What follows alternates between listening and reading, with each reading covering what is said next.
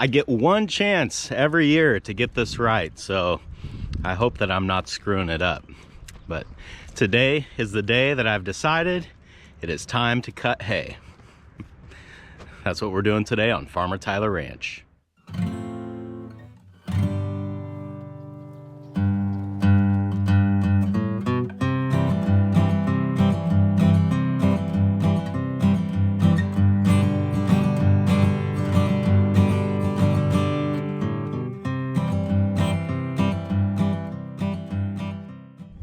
The hay that I have planted out here is called forage mix. It's a mixture of beardless wheat, beardless barley, and oats.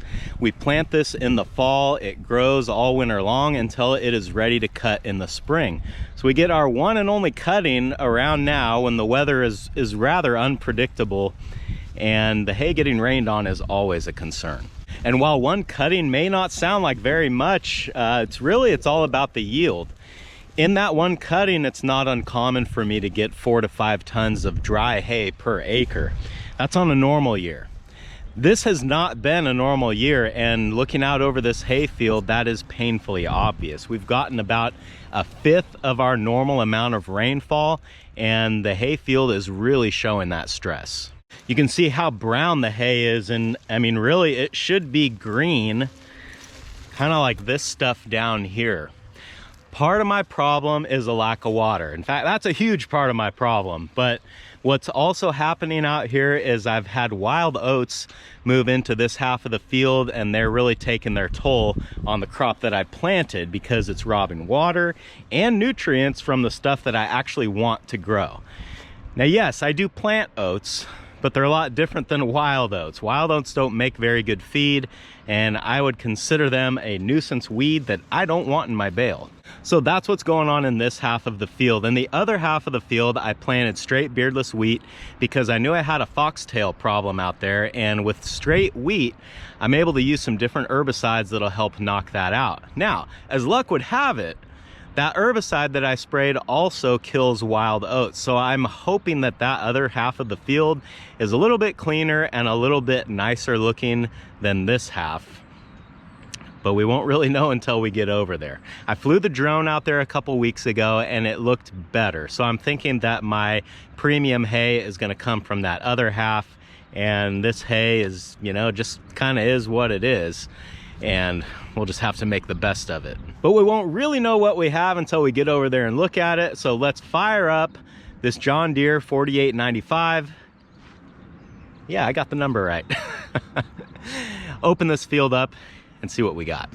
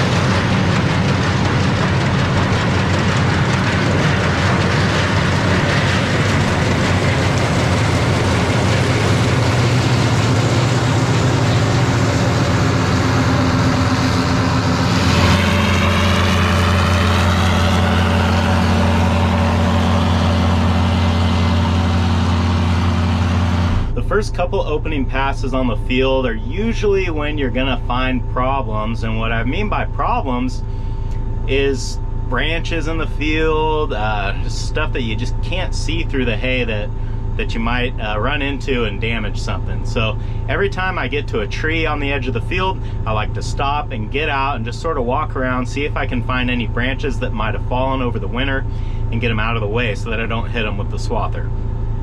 The other thing that I need to do is get out and take another measurement on my windrow. I measured it right when I started, and I think I'm pretty close to what it needs to be, but I just want to double check to be sure.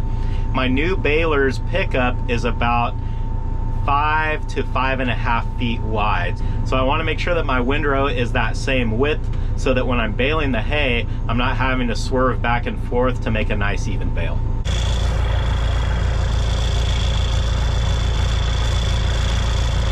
My windrow is a little bit on the wide side. It's a little closer to 6 feet than 5 or 5.5 feet, but I think I'm gonna leave it alone because I know that as these windrows dry, they will shrink a little bit.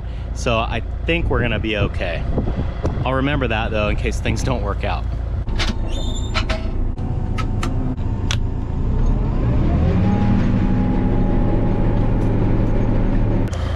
Well, this day just got a little more interesting. As I was making my turn here on the corner, the header just started making an awful noise, and let me show you what happened.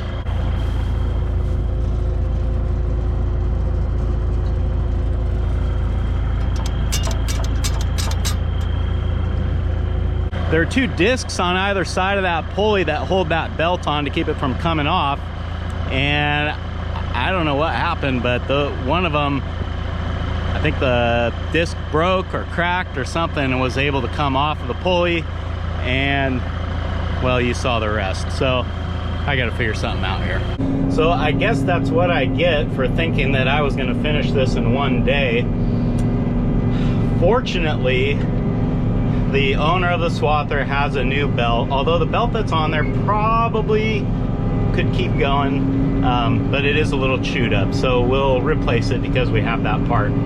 Those discs on either side of that pulley, however, if I can come up with a part number fast enough, I can get a hold of John Deere and get those coming. But really all they are just sheet metal rings, and I have sheet metal at the shop, so I think that I can just use the one ring that's mostly intact still, use that as a template, and go cut a couple of them out and just kind of make my own pieces to slap back on there, because who knows how long it's going to take for John Deere to get these parts. All right, I'm starting to get this thing taken apart, and I just wanted to show you guys kind of the carnage that that happened. I think what went wrong is either the other one of this ring, there's two of these, and you can see how they're cracking out at the holes right there. So I think on the other side, maybe those cracked completely and allowed that ring to separate itself from the pulley, because this is what's left of the old ring, and you know, I think that might be the problem right there. So really all we're dealing with is a disc or a ring with 4 holes in it. This is really easy to make. I know that I can do that, but the hard part might be removing this pulley, because there's no way to get the ring on the back side of the pulley without removing it. It looks like it's been off recently because there's no green paint on it, but there's no guarantee that it's going to come off easily now.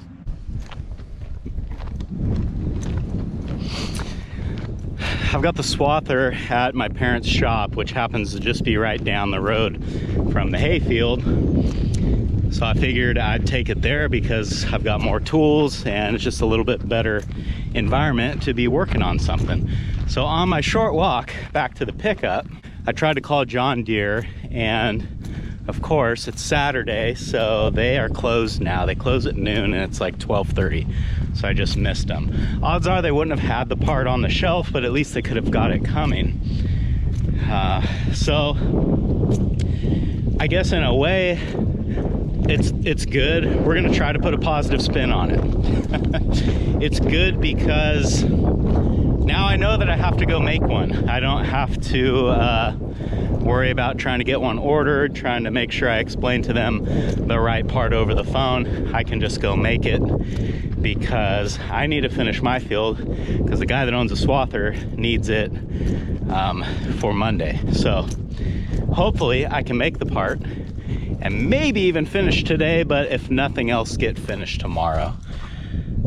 All right, back to the truck. So one more thing I'm gonna try is going to the owner of the Swather shop and just seeing, since that pulley was removed fairly recently, maybe he has some old rings like that we need. So I'm gonna go kind of poke around in his shop. He said there might be something in there. We'll go look there first, and if I can't find anything, I think I have some 10 gauge sheet metal at the shop. So I'll get the ring that is not completely destroyed. I'll use that as a template, and I'll just make some new ones.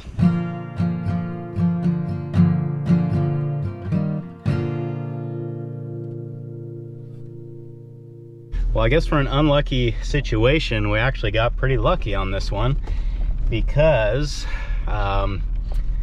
all the parts were there. He just so happened to have them. I think probably what happened is whenever they had that big pulley off, you know, whenever that was, a few years ago, I'm guessing, they must have replaced those discs and he just hung on to the old ones. So we lucked out. We've got our parts. I think we've got everything we need. Now it's just a matter of putting it back together.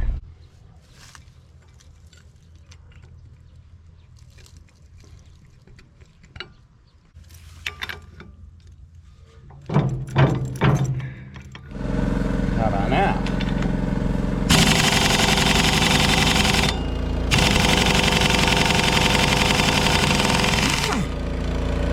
What I'm talking about. Seized on there. Will be in business. Oh wow.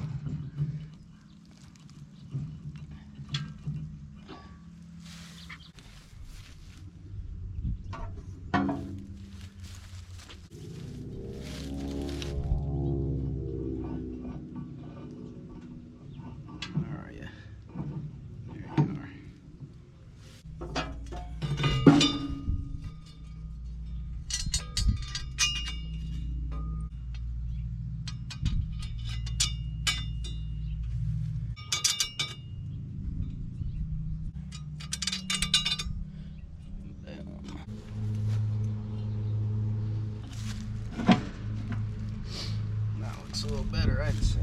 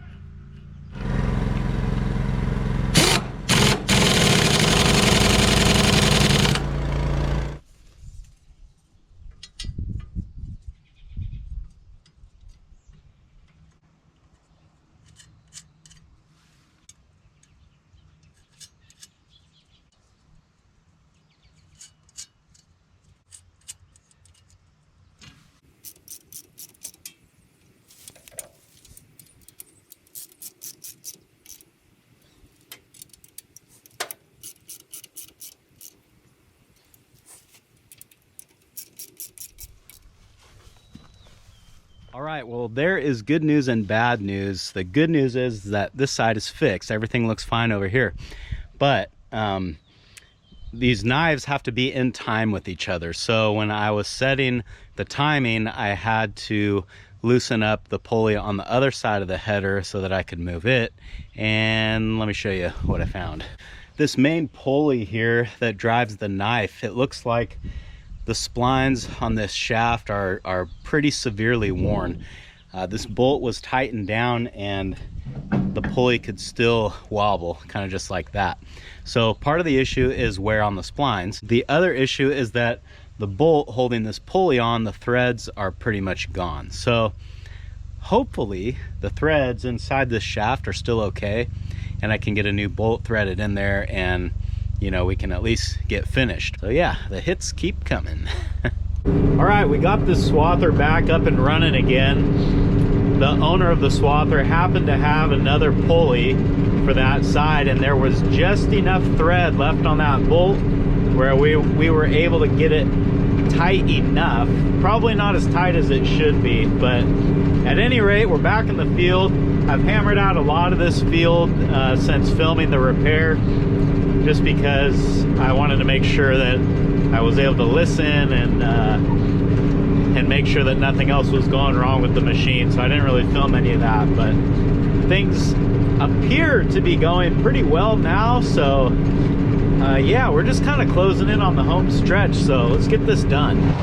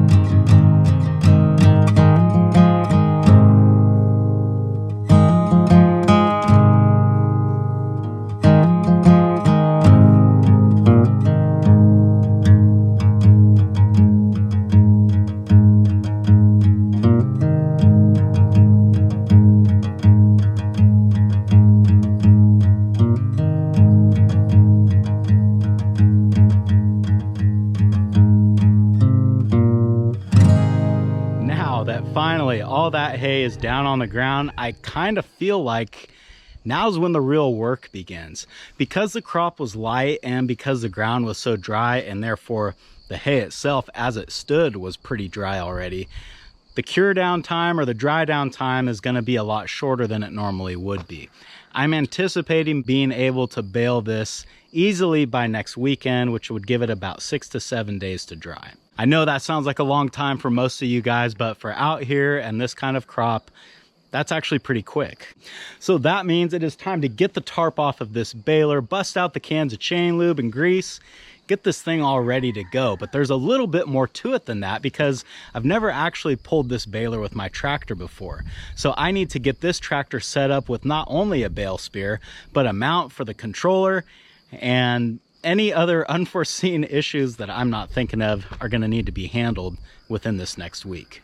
And that's not all. You guys remember this 8N loader tractor that I was planning to use to load my barn up? Well, about a week ago, it decided to blow a head gasket. So actually that wouldn't be that big of a deal. These engines are pretty easy to replace a head gasket on, but the really fun part about this project is that one of my head bolts broke off in the block, and I'm just having one heck of a time getting it out of there. If I can just get that broken head bolt out of the block, this will be a fairly easy repair and we'll be all good to go. But that is proving to be a lot more difficult than I thought it would be. So I'm not really sure how this is gonna all work out, but I am starting to kind of face the realization that I may not be able to use this tractor to load the barn. If that is the case and this tractor is not back together by the time I need to put bales in the barn, it's not the end of the world. I can actually put the bale spear that I made for the front of this tractor on the 3-point of my little New Holland. So I could still, in theory, trailer the bales back to the barn, unload them with the little New Holland, and then once I get, you know, whatever, 50 bales sitting over there in the yard, then I could bring the big New Holland with the new bale spear that I still need to make back over, load the barn, and just kind of keep going like that. Definitely not efficient and not the way that I plan to do this, but in a pinch, it can work. On that note, I think we're gonna wrap this video up here because I need to start trying to get that stupid head bolt out of this block. Hopefully tomorrow when the parts come, I can just worry about putting it back together, not trying to mess with that bolt. Thanks for hanging out with me today, guys, and I hope I'll see you again on Farmer Tyler Ranch.